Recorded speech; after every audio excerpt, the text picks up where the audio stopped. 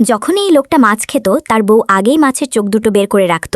সে জন্মান্ধ ছিল, তাই 10 বছরও কোনো অভিযোগ করেনি। মাছ খেত মহা আনন্দে, আর সেটা দেখে বউয়ের মুখে একটা রহস্যময় হাসি ফুটে উঠত। লোকটা জন্ম থেকেই অন্ধ, কিন্তু চেহারাটা ছিল অসাধারণ সুন্দর। এই কারণেই গ্রামে সে সবচেয়ে সুদর্শন পুরুষ বলে পরিচিত ছিল।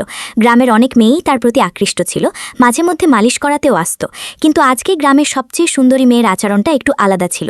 সে লোকটাকে বলল, দৃষ্টিশক্তি ফিরে পেতে চাইলে কাছের মন্দিরে গিয়ে 100 বার প্রার্থনা করতে, কারণ তার খোড়া বন্ধু প্রতিদিন ওই মন্দিরে যেত। আর একদিন সে সত্যিই স্বাভাবিক হাঁটতে শুরু করেছিল। কাজ শেষে লোকটা বউকে বলল সেও মন্দিরে যেতে চায়, কিন্তু কথাটা শুনেই বউ আতকে উঠল, কারণ সে জানত নিজে দেখতে কতটা কুৎসিত।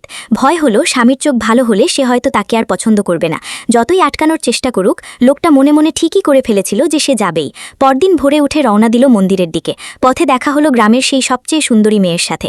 মন্দিরে যাচ্ছে শুনে সে খুব খুশি হলো, কারণ চোখ ফিরে পেলে অবশেষে সে জানতে পারবে গ্রামের আসল সুন্দরীকে। লোকটা মন্দিরে পৌঁছে একটা মুদ্রা ফেলল, হাত জোর করে প্রার্থনা করল যেন ঈশ্বর তার দৃষ্টি ফিরিয়ে দেন। কিন্তু শতবার প্রার্থনার পরেও সে কিছুই দেখতে পেল না। আসলে তার বউও প্রতিদিন ওই মন্দিরে আসত, কিন্তু সে প্রার্থনা করত যেন তার স্বামী চিরকাল অন্ধ থাকে। এতে লোকটা একেবারে আশা ছেড়ে দিল। তবে একদিন বাড়ি ফিরে মাটি থেকে একটা পাথর তুলতে নিচু হতেই হঠাৎ তার দৃষ্টি ফিরে এলো।